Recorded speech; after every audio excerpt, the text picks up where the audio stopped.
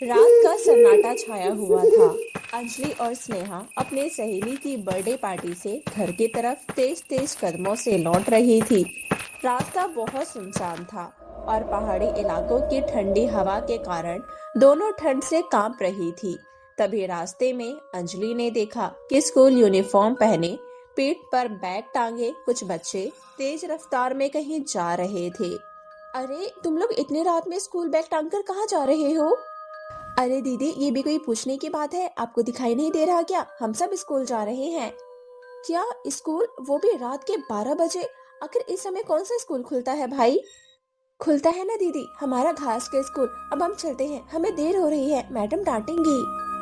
इतना बोलकर वे सभी बच्चे जंगल के रास्ते तेज कदमों से गायब हो गए। कितनी अजीब बात है ना स्नेहा, घास का स्कूल आखिर एक ऐसा स्कूल है जो दिन में नहीं रात के अंधेरे में चलता है। अंजलि, मुझे तो ये सब बहुत अजीब और डरावना लग रहा है। तो चुपचाप घर चल। नहीं स्नेहा, अब तो मैं उस घास के अनोखे स्कूल को देख कर ही घर जाऊंगी। आखिर देखो तो सही कि रात में वहाँ कौन सी पढ़ाई होती है।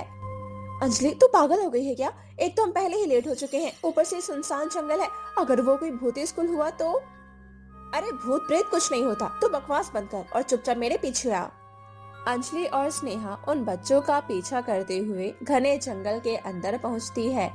कुछ दूर जाने पर उनकी आंखें फटी की फटी रह जाती है। वाकई घने पेड़ों के बीच हरी हरी घास से बना एक बेहद खूबसूरत स्कूल चमक रहा था, जहां सभी बच्चे बहुत ही शांति से बेंचों पर बैठकर पढ़ाई कर रहे थे। अरे ये तो सचमुच का घास का स्कूल है, कितना सुंदर लग रहा है ये। तभी वही छात्र अंजलि के पास मुस्कुराते हुए आती है। क्या हुआ दीदी, अब तो यकीन आ गया ना, यही हमारा घास का स्कूल है। इतना बोलकर वो लड़की एक अजीब सी हंसी हंसती है और पलक झपकते ही हवा में गायब हो जाती है। ये ये क्या था? कौन हो तुम लोग? स्नेहा, स्नेहा तू कहाँ है? अंजलि अपने आसपास देखती है, लेकिन स्नेहा वहां नहीं थी, वो गायब हो चुकी थी। स्नेहा, कहाँ चली गई तू? देखो, तुम जो कोई भी हो, ये मजाक बिल्कुल ठीक नहीं है। मेरे पापा पुलिस अफसर है, अगर मेरी दोस्त को कुछ हुआ तो मैं तुम सबको जेल भिजवा दूंगी। अंजलि हिम्मत जुटाकर उस घास के स्कूल के अंदर कदम रखती है। सामने एक मैडम बच्चों को ब्लैक बोर्ड पर पढ़ा रही थी। अरे बेटा, तुम नई स्टूडेंट आई हो क्या? आओ, हमारे घास के स्कूल में तुम्हारा स्वागत है। अपनी सीट पर बैठ जाओ। बंद करो अपना ये नाटक। कौन है तुम सब और मेरी दोस्त नेहा कहाँ है? कौन स्नेहा? यहाँ कोई स्नेहा नाम की लड़की नहीं है बेटा। झूठ मत बोलो, मेरी दोस्त इस स्कूल के बाहर से गायब हुई है, तुम लोगों ने उसे बंद कर रखा है। तभी अचानक स्कूल की सारी लाइटें बुझ जाती है और एक भारी डरावनी आवाज गूंजती है। तुम्हारी दोस्त अब मेरी स्टूडेंट बन चुकी है।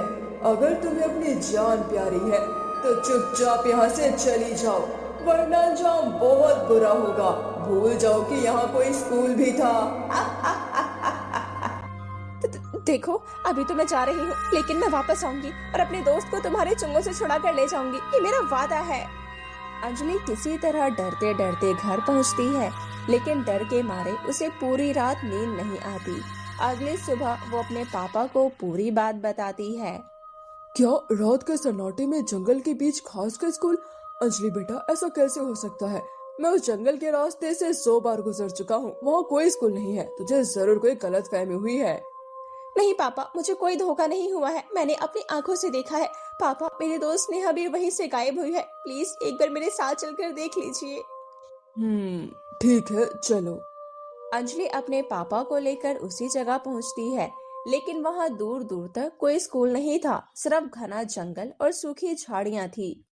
अंजलि, तुमने मुझे बेवकूफ समझा है क्या? अगर रात में यह स्कूल था तो सुबह कहाँ गायब हो गया? जमीन खा गई या आसमान निकल गया?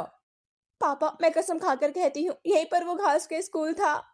बकवास बंद करो, ये सब तुम्हारे दिमाग का वहम है और कुछ नहीं। तभी अचानक अंजलि का फोन बजता है। स्क्रीन पर स्नेहा का नाम चमक रहा था। अंजलि तुरंत फोन उठाती है। हेलो स्नेहा, तू ठीक है ना? कहाँ चली गई थी तू? अंजलि, मैं बिल्कुल ठीक हूँ, वो सब मैं तुझे मिलकर बताऊंगी। मुझे एक बहुत बड़ी खुशखबरी मिली है। अभी मैं थोड़ी बिजी हूँ, शाम को घर आती हूँ, बाय। देख लिया, तुम्हारी सहेली बिल्कुल ठीक है। तुम्हारी इस नादानी की वजह से मेरा कितना जरूरी काम छूट गया। चलो चुपचाप गाड़ी में बैठो अब। अंजलि घर लौट आती है, लेकिन उसका मन ये मानने को तैयार नहीं था कि जो उसने देखा वो वहम था। रात को जब उसके पापा सो जाते हैं, तो वो दबे पांव फिर से उसी जंगल में पहुंच जाती है। वो झाड़ियों के पीछे छुपकर देखने लगती है। थोड़ी देर बाद वही रोशनी चमकती है और घास का स्कूल प्रकट होता है। पढ़ाई खत्म होने के बाद जैसे ही सारे बच्चे बाहर निकलते हैं, एक हवा का बवंडर आता है और पूरा स्कूल हवा में गायब हो जाता है। अंजलि हिम्मत करके उन बच्चों का पीछा करती है। बच्चे जंगल के अंदर बनी एक छोटी सी आदिवासी बस्ती में जाते हैं। माँ, आपको पता है आज हमारे घास के स्कूल वाले मैडम की वजह से मुझे शहर के सबसे बड़े कॉलेज में स्कॉलरशिप मिल गई है। हाँ बेटी, अगर उन मैडम का आशीर्वाद नहीं होता तो हमारा ये गरीब आदिवासी समाज कभी आगे नहीं बढ़ पाता। उनकी वजह से ही हमारे गांव के बच्चे आज बड़ी बड़ी नौकरियों पर पहुंच रहे हैं। झाड़ियों के पीछे खड़ी अंजलि ये सब सुन रही थी। वो बाहर निकल आती है। ये सब झूठ है। वो घास का स्कूल कोई असली स्कूल नहीं बल्कि एक भूतिया छलावा है, और तुम्हें पढ़ाने वाली मैडम कोई इंसान नहीं है, वो भूत प्रेत है। अंजलि की बात सुनकर गांव के बुजुर्ग हंसने लगते हैं। आप लोग हंस क्यों रहे हैं? बेटी, जिन्हें तुम भूत समझ रही हो वो हमारे ही बस्ती की बेटी थी, रुक्मणी। रुक्मणी बचपन से ही बहुत होनहार थी। उसे विदेश में पढ़ने का मौका मिला था, लेकिन उसने अपने गांव के गरीब बच्चों को आजाद और शिक्षित बनाने का फैसला किया।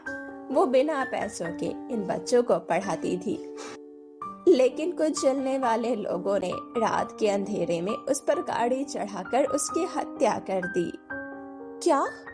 उन दुष्टों ने रुक्मणी का शरीर तो मार दिया, लेकिन उसकी आत्मा की उड़ान को नहीं रोक सकी। रुक्मणी हर रात उस घास के स्कूल में आती है और हमारे बच्चों को मुफ्त में पढ़ाती है। उसकी दी हुई शिक्षा की वजह से ही आज हमारे बच्चे दुनिया में अपना नाम रोशन कर रहे हैं। ये सुनकर अंजलि की आंखों में पछतावे के आंसू आ जाते हैं। मुझे माफ कर दीजिए, मैंने आपकी मैडम को गलत समझा। धन्य है वो आत्मा जो मरने के बाद भी बच्चों का भविष्य संवार रही है। अगले दिन स्नेहा अंजलि से मिलने आती है और बताती है कि उस रात रुक्मणी मैडम ने उसे ऐसा जादुई मार्गदर्शन दिया कि उसका सालों से अटका हुआ जॉब इंटरव्यू क्लियर हो गया। अंजलि उस महान आत्मा के प्रति आदर से भर जाती है और फिर कभी किसी के नेक काम पर सवाल नहीं उठाती। तो दोस्तों, ये कहानी यहीं पर समाप्त होती है। दोस्तों, अगर कहानी अच्छी लगी हो तो मेरे चैनल को सब्सक्राइब कर लो और कमेंट में अपना नाम लिख दो, क्योंकि अगली कहानी आपके नाम से ही होगी। मुझे बहुत मजा आता है आप सबके लिए कहानियां बनाने में। उम्मीद है आपको भी मजा आया होगा। तो मिलते हैं अगली कहानी में।